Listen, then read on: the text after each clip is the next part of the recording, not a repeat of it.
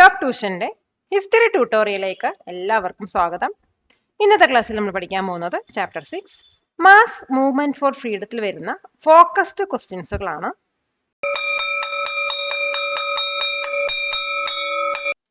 Question: what was the difference between the moderates and the extremist in the early Indian National Congress? Early Indian National കോൺഗ്രസ്സിൽ മോഡറേറ്റ്സും എക്സ്ട്രീമിസ്റ്റും തമ്മിലുള്ള difference എന്താണ്? Early Indian national കോൺഗ്രസിനെ രണ്ട് groups ആയിട്ടാണ് divide ചെയ്തിരിക്കുന്നത്, മോഡറേറ്റ്സും എക്സ്ട്രീമിസ്റ്റും. ഇപ്പൊ മോഡറേറ്റ്സ് വന്നിട്ട് പ്രേയേഴ്സ്, പെറ്റീഷൻസ്, പ്രൊട്ടസ്റ്റ് പോലെയുള്ള കോൺസ്റ്റിറ്റ്യൂഷണൽ മെത്തേഡ്സ് യൂസ് ചെയ്ത് റീഫോം അച്ചീവ് ചെയ്യാമെന്നാണ് ബിലീവ് ചെയ്തിരുന്നത്. അതേസമയം എക്സ്ട്രീമിസ്റ്റ് വന്നിട്ട് കൂടുതൽ അസേർട്ടീവും അതുപോലെ റാഡിക്കൽ ആയിട്ടുള്ള മെത്തേഡ്സ് ആയിരുന്നു അവർ യൂസ് ചെയ്തിട്ടുണ്ടായിരുന്നത്. അപ്പൊ അവർ self reliance, boycott, mass mobilisation വഴി സ്വാതന്ത്ര്യം അച്ചീവ് ചെയ്യാമെന്നാണ് ബിലീവ് ചെയ്തിരുന്നത്. പിന്നെ ആൻസർ നമുക്ക് എങ്ങനെ എഴുതാൻ നോക്കാം.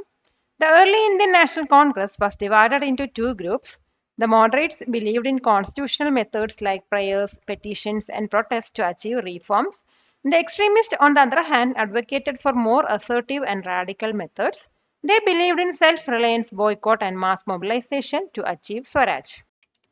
Question: explain the significance of the Rowlatt Satyagraha. റൗലത്ത് സത്യാഗ്രഹയുടെ സിഗ്നിഫിക്കൻസിനെ കുറിച്ചിട്ട് എക്സ്പ്ലെയിൻ ചെയ്യുക. ഇപ്പൊ റൗലത്ത് സത്യാഗ്രഹം വന്നിട്ട് 1919 ഉണ്ടായത്. ഇത് വന്നിട്ട് ഗാന്ധിജിയുടെ ആദ്യത്തെ ഓൾ ഇന്ത്യ മാസ് മൂവ്മെന്റ് ആയിരുന്നു. ഇപ്പൊ ഈ ഒരു സത്യാഗ്രഹം നടത്തിയിരുന്നത് റൗലത്ത് ആക്ടിന് അഗെയിൻസ്റ്റ് പ്രൊട്ടസ്റ്റ് ചെയ്യാനാണ്. അപ്പൊ ഇതൊരു സിറ്റിയിലാണ് നടന്നതെങ്കിലും ഗാന്ധിജിയുടെ സത്യാഗ്രഹ മെത്തേഡ് വന്നിട്ട് നാഷണൽ ലെവൽ ഷോ ചെയ്തിരുന്നു. അപ്പൊ ഇത് നാഷണൽ മൂവ്മെന്റിൽ സുപ്രീം ലീഡറായിട്ട് ഗാന്ധിജിയുടെ എൻട്രിയാണ് മാർക്ക് ചെയ്തത്. അപ്പൊ ഇതിന്റെ ആൻസർ നമുക്ക് എങ്ങനെ വിശദീകരിച്ച് എഴുതാൻ നോക്കാം. The Rowlatt Satyagraha of 1919 was Gandhiji's first all India mass movement. It was a protest against the unjust Rowlatt Act. Although it was largely centered in cities, it showed the potential of Gandhiji's method of Satyagraha on a national scale. It marked the entry of Gandhiji as the supreme leader of the national movement. Question: what was the purpose of the Swaraj Party? Swaraj പാർട്ടിയുടെ purpose എന്തായിരുന്നു? Swaraj party വന്നിട്ട് non corporation movement suspend ചെയ്തതോടെ unhappy ആയിട്ടുള്ള കുറച്ച് leaders form ചെയ്ത ഒരു പാർട്ടിയാണ്. അത് 1923 ഫോം ചെയ്തത്. അവരുടെ സ്ട്രാറ്റജി എന്ന് പറയുന്നത് കൗൺസിൽ എൻട്രി ആയിരുന്നു. അതായത് ഇവര് എലക്ഷൻ വഴി ലെജിസ്ലേറ്റീവ് കൗൺസിലോട്ട് എൻട്രി ചെയ്യുക എന്നായിരുന്നു അവരുടെ സ്ട്രാറ്റജി. അതിനുശേഷം ഇവരുടെ മെയിൻ എയിം എന്ന് പറയുന്നത് ഈ കൗൺസിലിൽ കയറിയതിനു ശേഷം ഗവൺമെന്റ്സിന്റെ ഫങ്ഷൻസ് ഒക്കെ ഒബ്സ്ട്രക്ട് ചെയ്യാനും അതുപോലെ തന്നെ ആന്റി ഇന്ത്യൻ പോളിസീസ് ഒക്കെ എക്സ്പോസ് ചെയ്യലുമായിരുന്നു. അപ്പൊ ആൻസർ നമുക്ക് എങ്ങനെ എഴുതാൻ നോക്കാം. The Swaraj Party was formed in 1923 by leaders who were unhappy with the suspension of the non-cooperation movement. Their strategy was council entry. They wanted to contest elections and enter the legislative councils. From inside the councils, they aimed to obstruct the government's functioning and expose its anti-Indian policies. കൊടുക്കും തോറും ഏറിടും വിദ്യ തന്നെ മഹാധനം. ഈ video ഉപകാരപ്പെട്ടുവെങ്കിൽ share ചെയ്യൂ, like ചെയ്യൂ. Question: what were the key features of the Gandhi-Irwin Pact? Gandhi Irwin പാക്ടിന്റെ key features എന്തൊക്കെയായിരുന്നു? Gandhi Irwin pact വന്നിട്ട് civil disobedience movement end ചെയ്യാൻ വേണ്ടിയിട്ട് 1931 സൈൻ ചെയ്തൊരു പാക്ടാണ്. ഈ ഒരു പാക്ട് പ്രകാരം കോൺഗ്രസ് വന്നിട്ട് സിവിൽ ഡിസോബീഡിയൻസ് മൂവ്മെന്റ് സസ്പെൻഡ് ചെയ്യുകയും അതോടൊപ്പം തന്നെ second round table conference participate ചെയ്യാനും എഗ്രി ചെയ്തു. അപ്പൊ ഗവൺമെന്റ് വന്നിട്ട് ഇതിന് പകരമായിട്ട് വയലൻസ് കൺവിക്ട് ചെയ്യാത്ത എല്ലാ പൊളിറ്റിക്കൽ പ്രിസണേഴ്സിനെയും റിലീസ് ചെയ്യാൻ എഗ്രിയും ചെയ്തു. അപ്പൊ ആൻസർ നമുക്ക് എങ്ങനെ എഴുതാൻ നോക്കാം. The Gandhi-Irwin Pact was signed in 1931 to end the civil disobedience movement. Under the pact, the Congress agreed to suspend the movement and participate in the second round table conference. The government in turn agreed to release all political prisoners who were not convicted of violence. The pact was a temporary truce in the long struggle for freedom. Question: what was the role of socialist ideas in the freedom struggle? Freedom സ്ട്രഗിളിൽ socialist ഐഡിയാസിന്റെ role എന്തായിരുന്നു? ഇപ്പൊ socialist ideas popularity gain ചെയ്തത് 1930s. ഇപ്പോൾ കോൺഗ്രസിനകത്തുള്ള ജവഹർലാൽ നെഹ്റു, ജയപ്രകാശ് നാരായൺ പോലെയുള്ള younger ലീഡേഴ്സാണ് ഈ ഒരു social ഐഡിയാസുമായി influence ആയി വന്നത്. അതുകൊണ്ട് തന്നെ അവർ socialist party, Congress socialist party 1934 form ചെയ്തു. ഇതിനകത്ത് പെസൻസിന്റെയും വർക്കേഴ്സിന്റെയും റൈറ്റ്സ് ആണ് അവർ കൂടുതൽ എംഫസൈസ് ചെയ്തത്. അതോടൊപ്പം തന്നെ സോഷ്യലിസ്റ്റ് പ്രിൻസിപ്പളിന്റെ ബേസിസിലുള്ള ഇൻഡിപെൻഡന്റ് ഇന്ത്യയാണ് അവർ, അല്ലെങ്കിൽ ഇന്ത്യക്കായിട്ടാണ് പിന്തുണ പ്രഖ്യാപിച്ചത്. അപ്പോൾ ആൻസർ നമുക്ക് എങ്ങനെ എഴുതാൻ നോക്കാം. Socialist ideas gain popularity in 1930s. Younger leaders within the Congress like the Jawaharlal Nehru and Jayaprakash Narayan were influenced by socialism. They formed the Congress Socialist Party in 1934. They emphasized the rights of workers and peasants and advocated for an independent India based on socialist principles. Question: Who was Alluri Sitharama Raju? Alluri Sitharama Raju ആരായിരുന്നു? അല്ലൂരി സീതാരാമ രാജു വന്നിട്ട് ആന്ധ്രാപ്രദേശിൽ നിന്നുള്ള tribal leader ആയിരുന്നു. ഇദ്ദേഹമാണ് early 1920s ഗുഡം ഹിൽസിലുള്ള Rambha rebellion lead ചെയ്തത്. അപ്പോൾ ഇവരുടെ ലൈവ്ലിഹുഡിനെ effect ചെയ്യുന്ന ബ്രിട്ടീഷുകാരുടെ ഫോറസ്റ്റ് ലോസിന് എഗെയിൻസ്റ്റ് ആയിരുന്നു ഇവർ പ്രൊട്ടസ്റ്റ് ചെയ്തിട്ടുണ്ടായിരുന്നത്. അപ്പോൾ രാജു ഗാന്ധിജിയുടെ ഐഡിയാസുമായിട്ട് ഇൻസ്പയർഡ് ചെയ്ത ആളായിരുന്നു. പക്ഷേ അദ്ദേഹം ബ്രിട്ടീഷിനെതിരായിട്ട് ഫൈറ്റ് ചെയ്യാൻ വയലൻസും നെസസറി ആണെന്ന് ബിലീവ് ചെയ്തിരുന്നു. പിന്നെ ആൻസർ നമുക്ക് എങ്ങനെ എഴുതാം നോക്കാം. Alluri Sitharama Raju was a tribal leader from Andhra Pradesh. He led the Ramba rebellion in the Gudam Hills in the early 1920s. The tribals were protesting against the restrictive British forest laws that affected their livelihood. Raju was inspired by Gandhiji's ideals but believed that violence was necessary to fight the British. Question: What was the impact of the INA trials? INA trialsന്റെ impact എന്തായിരുന്നു? Second world വാറിന് ശേഷം Indian national ആർമിയിൽ നിന്നും capture ചെയ്ത ഓഫീസേഴ്സിനെ public ട്രയലിൽ വെക്കാൻ ബ്രിട്ടീഷുകാർ decide ചെയ്തു. ഇത് ദേശമൊട്ടാകെയുള്ള ജനങ്ങൾക്ക് ദേഷ്യം വരികയും അവരിതിന് എഗെയിൻസ്റ്റ് ആയിട്ട് പ്രൊട്ടസ്റ്റ് ചെയ്യാനും തുടങ്ങി. അപ്പോൾ ഇന്ത്യൻ പീപ്പിൾ വന്നിട്ട് INAയിലുള്ള സോൾജേഴ്സിനെ ഹീറോസ് ആയിട്ടും പാട്രിയോട്സ് ആയിട്ടാണ് കണ്ടിരുന്നത്.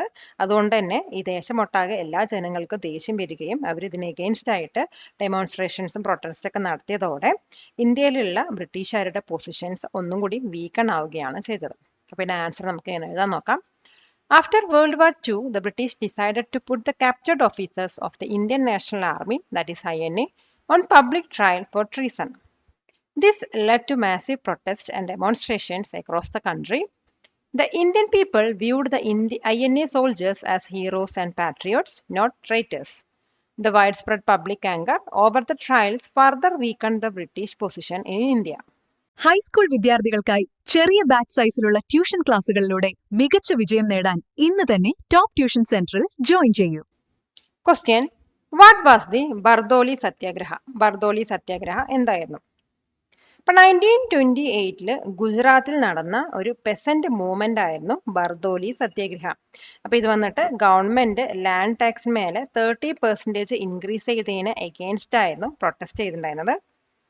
അപ്പോൾ ഈ ഒരു മൂവ്മെന്റ് ലീഡ് ചെയ്തത് സർദാർ വല്ലഭായ് പട്ടേൽ ആയിരുന്നു.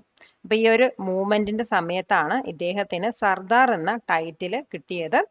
ഈ പ്രൊട്ടസ്റ്റ് വന്നിട്ട് വളരെയധികം സക്സസ്ഫുൾ ആവുകയും ഗവൺമെന്റ് വന്നിട്ട് ടാക്സ് ഹൈക്ക് ക്യാൻസൽ ചെയ്യുകയും ചെയ്തു. അപ്പം ആൻസർ നമുക്ക് എങ്ങനെ എഴുതാൻ നോക്കാം.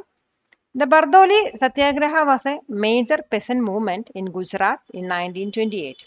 It was a protest against a 30% increase in the land tax imposed by the government. The movement was led by Sardar Vallabhbhai Patel, who earned the title Sardar for his leadership here. The protest was successful and the government was forced to cancel the tax hike. Question: How did the First World War affect India's freedom struggle? എങ്ങനെയാണ് first world war ഇന്ത്യയുടെ freedom സ്ട്രഗിളിനെ effect ചെയ്തത്? First world war വന്നിട്ട് ഇന്ത്യയിൽ ഒരു significant impact തന്നെ ഉണ്ടാക്കിയിരുന്നു. First world വാറിന് ശേഷം ബ്രിട്ടീഷുകാർ ഹെവി വാർ ടാക്സ് ഇമ്പോസ് ചെയ്തു. അതോടൊപ്പം തന്നെ അവരുടെ ആർമിക്ക് വേണ്ടിയിട്ട് ഇന്ത്യൻസിനെ റിക്രൂട്ട് ചെയ്തു. ഇത് ജനങ്ങൾക്കിടയിൽ വലിയൊരു പ്രതിസന്ധി തന്നെ ഉണ്ടാക്കി. അതായത് എക്കണോമിക് എക്സ്പ്ലോയിറ്റേഷനും അതുപോലെ തന്നെ സഫറിങ്സും മൂലം ബ്രിട്ടീഷ് റൂളിന് എഗെയിൻസ്റ്റ് ആയിട്ട് ജനങ്ങൾ ഒറ്റക്കെട്ടായി നിൽക്കാൻ തുടങ്ങി. അപ്പോൾ ആ ഒരു സമയത്ത്, അതായത് വേൾഡ് വാറിന് ശേഷം ഗാന്ധിജി ലെഡ് ചെയ്ത മാസ് മൂവ്മെന്റിന് ഇത് വഴിയൊരുക്കി. അപ്പോൾ ഇതിന്റെ ആൻസർ നമുക്ക് എങ്ങനെ എഴുതാൻ നോക്കാം. The First World War had a significant impact on India. The British imposed heavy war taxes and recruited Indians for the army, causing great hardship. The economic exploitation and suffering led to increased resentment against British rule. This created a fertile ground for the mass movements led by Gandhiji after the war. Question: What was the significance of the do or die slogan? Do or die സ്ലോഗന്റെ significance എന്തായിരുന്നു? ഇപ്പൊ do or die എന്ന slogan ഒരു powerful കോളാണ്. ഇത് വന്നിട്ട് 1942 quit India movement സമയത്ത് ഗാന്ധിജി കൊടുത്ത ഒരു കോളായിരുന്നു. അപ്പൊ ഇതിന്റെ മെസ്സേജ് എന്താന്ന് വെച്ചാൽ നമ്മുടെ ഫ്രീഡത്തിന് വേണ്ടിയിട്ടുള്ള അൾട്ടിമേറ്റ് സാക്രിഫൈസ് ആണെന്നും അതോടൊപ്പം തന്നെ ഇത് നമ്മുടെ ഫൈനൽ ഡിസിസീവ് ബാറ്റിലും ആണെന്നാണ് സൂചിപ്പിച്ചിരുന്നത്. അപ്പൊ ഈ ഒരു സ്ലോഗൻ വന്നിട്ട് നേശത്തിനെ ഉണർത്തുകയും അവിടെയുള്ള ആയിരക്കണക്കിന് ജനങ്ങൾ വളരെ വലിയൊരു ഡിറ്റർമിനേഷനോട് കൂടെ തന്നെ ഈ ഒരു മൂവ്മെന്റിൽ ജോയിൻ ചെയ്യുകയും ചെയ്തു. അപ്പൊ ഇതിന്റെ ആൻസർ നമുക്ക് എങ്ങനെ എഴുതാൻ നോക്കാം. Do or die was the powerful call given by Gandhiji for the Quit India movement in 1942. It was a message to the Indian people to make the ultimate sacrifice for freedom. It signified a shift in the mood of the struggle, indicating that this was the final decisive battle. The slogan electrified the nation and inspired millions to join the movement with great determination. Question: What were the main proposals of the Cabinet Mission of 1946? 1946-ലുള്ള Cabinet Missionന്റെ main proposals എന്തൊക്കെയായിരുന്നു? ഇപ്പൊ cabinet mission വന്നിട്ട് power ട്രാൻസ്ഫറിന് plan ചെയ്യാൻ വേണ്ടിയിട്ട് British government ആണ് send ചെയ്തത്. അപ്പൊ ഇവര് സെപ്പറേറ്റ് പാകിസ്ഥാൻ എന്ന ഡിമാൻഡ് റിജക്ട് ചെയ്തു. അത് മാത്രമല്ല വീക്ക് സെൻട്രൽ ഗവൺമെന്റോട് കൂടിയിട്ടുള്ള ഒരു 3 ടയേർഡ് ഫെഡറൽ സ്ട്രക്ചർ ഇന്ത്യക്ക് വേണ്ടി പ്രപ്പോസ് ചെയ്തു. പിന്നെ ഇന്ത്യയുടെ കോൺസ്റ്റിറ്റ്യൂഷൻ ഡ്രാഫ്റ്റ് ചെയ്യാൻ വേണ്ടിയിട്ട് ഒരു ഇന്ററിം ഗവൺമെന്റും അതുപോലെ തന്നെ ഒരു കോൺസ്റ്റിറ്റ്യൂവന്റ് അസംബ്ലി ഫോർമേഷനും അതെ ഈ ക്യാബിനറ്റ് മിഷൻ റെക്കമെൻഡ് ചെയ്തു. പിന്നെ ആൻസർ നമുക്ക് എങ്ങനെ എഴുതാൻ നോക്കാം. The cabinet mission was sent by British government to plan the transfer of power. It rejected the demand for a separate Pakistan. It proposed a 3-tiered federal structure for India with a weak central government. It also recommended the formation of an interim government and a constituent assembly to draft India's constitution. Subscribe to this channel for more videos like this. Question: Who were Khudai Khidmat Ghaz? ഖുദായി ഖിദ്മത് Khas ആരായിരുന്നു? ഇപ്പൊ ഖുദായി ഖിദ്മത് ഖാസ് അല്ലെങ്കിൽ servants of God എന്ന് പറയുന്നത് Khan Abdul Ghaffar Khan raise ചെയ്തിട്ട് വന്ന ഒരു non violent volunteer force ആയിരുന്നു. ഇവരെ റെഡ് ഷർട്ട്സ് എന്ന പേരിലും അറിയപ്പെട്ടിരുന്നു. കാരണം അവരുടെ യൂണിഫോമിന്റെ കളർ മൂലമാണ് അവർക്ക് അത് പേര് വന്നത്. നോർത്ത് വെസ്റ്റ് ഫ്രോണ്ടിയർ പ്രോവിൻസിനകത്ത് സിവിൽ ഡിസോബീഡിയൻസ് മൂവ്മെന്റ് ഓർഗനൈസ് ചെയ്യാൻ വേണ്ടിയിട്ട് ഇവർ ഒരു ഇമ്പോർട്ടൻറ്റ് റോൾ തന്നെ പ്ലേ ചെയ്തിരുന്നു. അതുമാത്രമല്ല ഗാന്ധിജിയുടെ നോൺ വയലൻസ് പ്രിൻസിപ്പിളുമായിട്ട് ഇവർ ഡീപ്ലി കമ്മിറ്റഡും കൂടി ആയിരുന്നു. അപ്പം ഇതിൻ്റെ ആൻസർ നമുക്ക് എങ്ങനെ എഴുതാൻ നോക്കാം. The Khudai Khidmat Ghaz or Servants of God was a non-violent volunteer force raised by Khan Abdul Ghaffar Khan. They were also known as the Red Shirts because of the color of their uniform. They played a very important role in organizing the civil disobedience movement in the northwest frontier province. They were deeply committed to Gandhiji's principle of non-violence.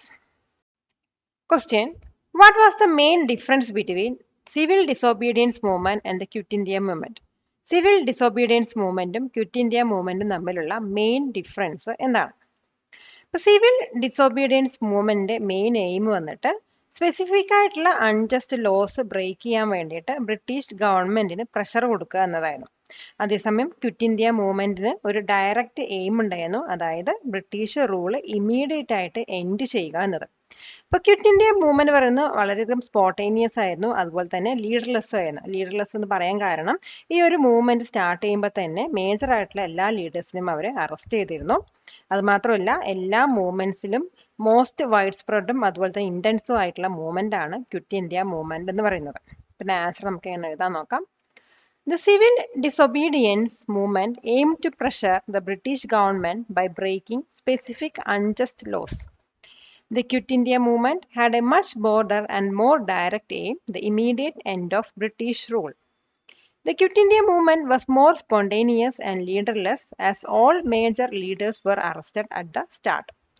It was also the most widespread and intense of all the movements. Question: What role did students play in the freedom movement? Freedom മൂവ്മെൻറ്റിൽ എന്ത് റോളാണ് students play ചെയ്തത്? ഇപ്പം national മൂവ്മെൻറ്റിൽ ഒരു active role തന്നെ students play ചെയ്തിട്ടുണ്ട്. Simon കമ്മീഷൻ്റെ പ്രൊട്ടക്സ്റ്റ് എഗെയിൻസ്റ്റ് ആയിട്ട് സ്റ്റുഡൻസ് പാർട്ടിസിപ്പേറ്റ് ചെയ്തിരുന്നു. അതോടൊപ്പം തന്നെ നോൺ കോപ്പറേഷനും അതുപോലെ സിവിൽ ഡിസോബീഡിയൻ മൂവ്മെൻറ്റ് സമയത്ത് ഗവൺമെൻറ് സ്കൂൾസ് ആൻഡ് കോളേജസ് ഒക്കെ സ്റ്റുഡൻസ് ബോയ്ക്കോട്ട് ചെയ്തിരുന്നു. അതുമാത്രമല്ല ക്വിറ്റ് ഇന്ത്യ മൂവ്മെൻറ്റ് സമയത്ത് സ്ട്രൈക്സും അതുപോലെ തന്നെ അണ്ടർഗ്രൗണ്ട് ആക്ടിവിറ്റീസ് ഓർഗനൈസ് ചെയ്യാനും സ്റ്റുഡൻസ് ഉണ്ടായിരുന്നു. അപ്പോൾ ഇതിൻ്റെ ആൻസർ നമുക്ക് എങ്ങനെ എഴുതാൻ നോക്കാം. Students played a very active role in the national movement. They participated in protest against the Simon Commission. During the non-cooperation and civil disobedience movements, thousands of students boycotted government schools and colleges. They were also at the forefront of the Quit India movement, organizing strikes and underground activities. Question: What was the Tebaga movement? Tebaga movement എന്തായിരുന്നു?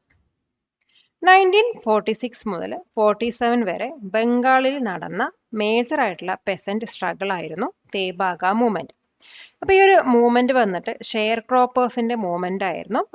അവരുടെ ഹാർവസ്റ്റിന്റെ share increase ചെയ്യണമെന്നാണ് ഇതിലൂടെ demand ചെയ്തത്. അപ്പോൾ അവർ ആവശ്യപ്പെട്ടത് തേബാഗയാണ്. അതായത് ഇപ്പോൾ അവർക്ക് കിട്ടുന്നത് അവരുടെ ഹാർവസ്റ്റിന്റെ 1/2 ആണ്. അതിന് പകരം അവർ ഹാർവെസ്റ്റ് ചെയ്യുന്നതിൻ്റെ 2/3 ലഭിക്കണം എന്നായിരുന്നു അവരുടെ ഡിമാൻഡ്. അത് തേബാഗ പറഞ്ഞാൽ 2/3 എന്നാണ് അർത്ഥം. അപ്പോൾ ഈ ഒരു മൂവ്മെന്റ് വന്നിട്ട് പെസൻസിന്റെ ഇടയിലുള്ള വർഗബോധത്തിന്റെ വളർച്ചയെയാണ് ഹൈലൈറ്റ് ചെയ്യുന്നത്. പിന്നെ ആൻസർ നമുക്ക് എങ്ങനെ എഴുതാൻ നോക്കാം. The Tebaga movement was a major peasant struggle that took place in Bengal in 1946 to 47. It was a movement of sharecroppers who demanded that their share of the harvest be increased. They demanded Tebaga, meaning 2/3 of the produce for themselves instead of the customary 1/2. The movement highlighted the growing class consciousness among the peasantry. Palakkad നിവാസികളെ ഞങ്ങളുടെ class room ട്യൂഷനിലേക്ക് സ്വാഗതം ചെയ്യുന്നു. മറ്റൊരു വീഡിയോയുമായി വീണ്ടും കാണാം.